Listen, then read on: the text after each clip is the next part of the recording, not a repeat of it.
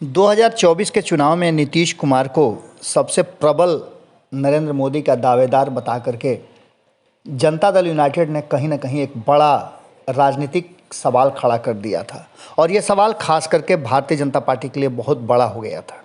इस सवाल का जवाब भारतीय जनता पार्टी ढूंढ रही थी और इसको ढूंढने में काफ़ी परेशानी और मशक्क़त भी करनी पड़ रही थी। वहीं एक कहीं ना कहीं लोगों के भीतर सकारात्मक भाव भी आने लगे थे और कहीं ना कहीं विपक्ष भी इस बात के लिए सोचना शुरू कर चुका था कि नीतीश कुमार को नरेंद्र मोदी के विरुद्ध 2024 में खड़ा किया जाए। लेकिन इन सारी बातों के बीच जितनी भी तैयारियां चल रही थी और जितने भी आशान्वित लोग थे कि नीतीश कुमार को अपने पाले में ले आएंगे, उन सारे बातों को लेकर के अब एक नई चर्चा शुरू हो गई है। ये चर्चा पिछले 24 घंटे से शुरू है। 24 घंटा पहले जिस तरह से जनता दल यूनाइटेड के भीतर आरसीपी सिंह के अलग हो जाने की और उन्हें बाहर करने की, बिल्कुल अलग थलग पड़ने की बात की जा रही थी, वो बिल्कुल ही निराधार और निर्मूल साबित हुई, क्योंकि कहीं ना कहीं आरसीपी सिंह ने ऐसा चक्र चला कि कहीं पूरी तरह से भारतीय जनता पार्टी हो या फिर अन्य जो घटक दल हैं एनडीए के, जनता दल यूनाइटेड के अलग गुट कही जा रही हो वो हो या फिर विपक्ष हो, सबके मुंह पे ताला लगा दिया है। आरसीपी सिंह कल प्रेस वार्ता कर रहे थे और पहले तो उन्होंने प्रेस को बड़ा ही धन्यवाद दिया कि आप आए और पूरी बात को रखे। उन्होंने साफ तरीके से कहा कि 1 तारीख से वो अभियान शुरू करने जा रहे हैं। उन्होंने साफ तरीका से कहा, पहले तो इस बात को लेकर के उन्होंने स्पष्ट किया कि नीतीश कुमार के अलावा जदयू में और दूसरा कोई नहीं है। वहीं उन्होंने कहा कि मुख्यमंत्री नीतीश कुमार के जन्मदिन 1 मार्च से वो राज्यव्यापी अभियान चलाएंगे। इस अभियान का असर 2024 में लोकसभा चुनाव में देखने को मिलेगा। नीतीश कुमार के सामने कोई नहीं है और किसी भी तरह का कोई भी स्थिति नीतीश कुमार से बाहर नहीं जा सकती है। उन्होंने साफ तरीके से कहा, हम सबके नेता एकमात्र हैं और वो है नीतीश कुमार।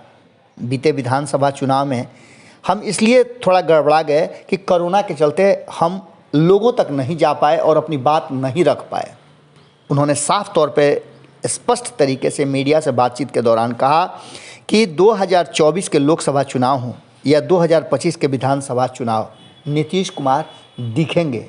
क्या कुछ कहा है आरसीपी सिंह ने, वो आपको एक बार सुनना जरूर चाहिए और ध्यान से सुनना चाहिए, क्योंकि जितनी भी बातें की जा रही थी, ललन सिंह को लेकर के जो बातें सामने आ रही थी कि अगला मुख्यमंत्री कैसा हो तो ललन सिंह जैसा हो, श्री बाबू के बाद ललन सिंह, इन सारी बातों पर कहीं ना कहीं आरसीपी सिंह के एकमात्र बयान ने विराम लगा दिया है और पूरे जदयू में एक अलग तरह की सोच, और ख़ास करके ये कहा जा रहा था कि आरसीपी सिंह भारतीय जनता पार्टी से प्रभावित है। इन सारी बातों का जवाब आपको इस वीडियो में मिल जाएगा। तो जितने हमारे आज अभी मीडिया के साथी आए हुए हैं, उन सबको मैं बहुत बहुत धन्यवाद देता हूं और आपके प्रति आभार प्रकट भी करता हूं। और हमारे जितने कार्यकर्ता साथी आए हुए हैं, उनको भी मैं बहुत बहुत धन्यवाद देता हूं। और आप लोग आज यहाँ आए हैं, मुझे अच्छा लग रहा है और मैं 2-3 बातें कहना चाहूँगा अपनी तरफ से। आज आप देखिए, हमारे माननीय मुख्यमंत्री महोदय, आप जान रहे हैं कि बिहार में सबसे लंबे समय तक मुख्यमंत्री रहने का जो एक रिकॉर्ड है उसको पूरा किया है। और इससे हमारे जितने भी साथी हैं जनता दल यू के और हमारे एनडीए के जितने साथी हैं, सब लोग बहुत उत्साहित हैं। तो मैं तो आप जानते हैं कि मैं उनके साथ पिछले 24 वर्षों से हूं और 1 मार्च को हम लोग पिछले वर्ष से उनका जन्मदिन मनाते हैं। तो हम लोगों ने तय किया है कि 1 मार्च जो हमारा 2022, इस बार बड़ा अच्छा सुनते हैं कि उस दिन शिवरात्रि भी है, जैसे मुझे बताया गया, अभी चेक नहीं किया है। तो उस दिन से हम लोग साल भर, हमारे नेता नीतीश बाबू ने जो बिहार में काम किया है, बिहार का जो मान सम्मान बढ़ाया है, उसको हर एक के घर घर तक पहुंचाना है। और इसके लिए हम लोग जो हमारे जितने भी बिहार में गांव हैं, जितने भी हमारे पंचायत हैं, जितने भी हमारे नगर निकाय हैं, सब जगह हम लोग साल भर कार्यक्रम चलाएंगे। और कार्यक्रम क्या होगा? कार्यक्रम यही हम लोग चलाएंगे कि हम लोग के नेता का जो एक व्यक्तित्व है, जो हमारे नेता का एक जो कृतित्व है, जो काम किया है, और साथ ही हमारे नेता का जो एक नेतृत्व मिला है बिहार में।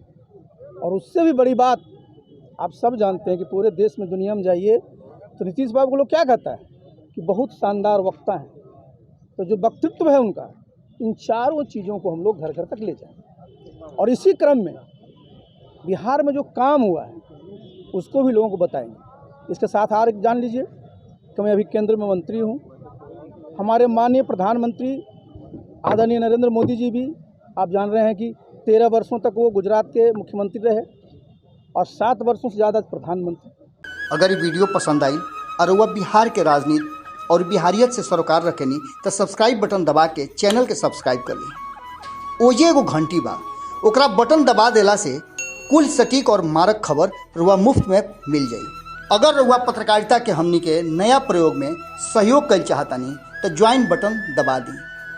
पेटीएम नंबर नोट कर ली 9386816700। धन्यवाद।